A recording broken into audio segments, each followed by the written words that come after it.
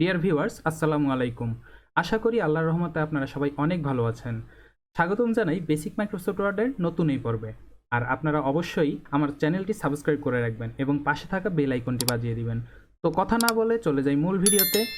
এটি হলো basic Microsoft ওয়ার্ডের 12তম পর্ব। আজকের ভিডিওতে আমি খুবই গুরুত্বপূর্ণ একটি টপিক নিয়ে আলোচনা করব। তো আমাদেরকে অনেক সময় এমএস ওয়ার্ডে যে কোনো ওয়ার্ড ফাইলকে পিডিএফে রূপান্তর করতে হয়। তো আমি একটি যে কোনো ফাইল ওপেন করে নিচ্ছি।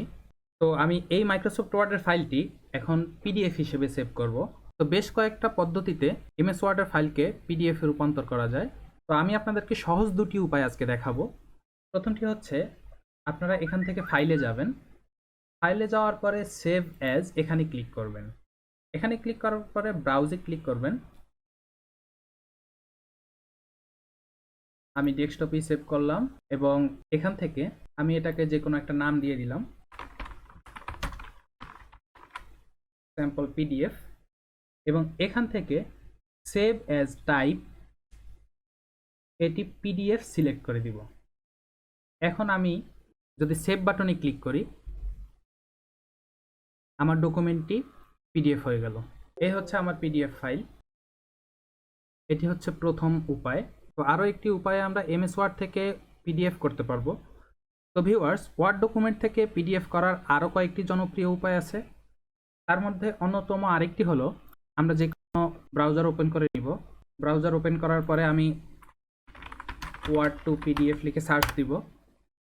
ওয়ার্ড টু পিডিএফ সার্চ দেওয়ার পরে আপনারা দেখবেন অনেকগুলো ওয়েবসাইটে আসবে এবং এখান থেকে স্মল পিডিএফ এবং আই লাভ পিডিএফ, এই দুইটি ওয়েবসাইটই আমরা সাধারণত সবচেয়ে বেশি ব্যবহার করি এবং এই দুইটি ওয়েবসাইট খুব ভালো কাজ করে।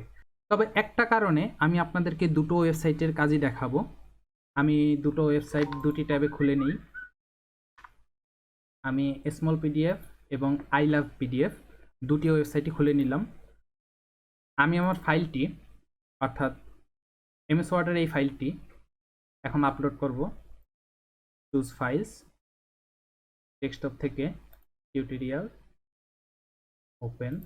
আমি এখানেও আপলোড করে দেই। আপলোড করে দিলাম। তো প্রথমে আসি স্মল পিডিএফে।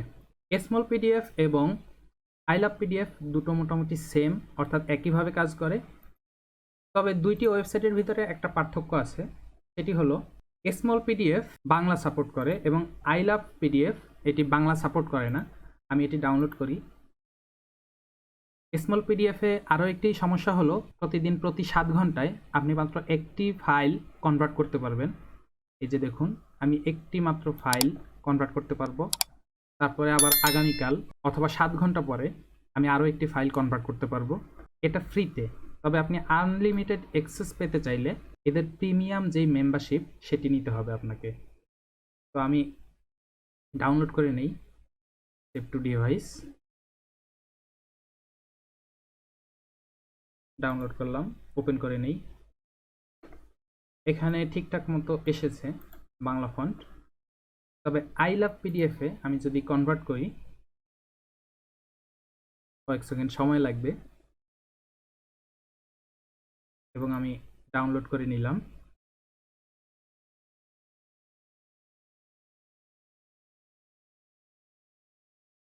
তো ভিউয়ার্স, আপনারা দেখতে পাচ্ছেন আমি একটু আগেই বলেছিলাম I love PDF Bangla font support করে না।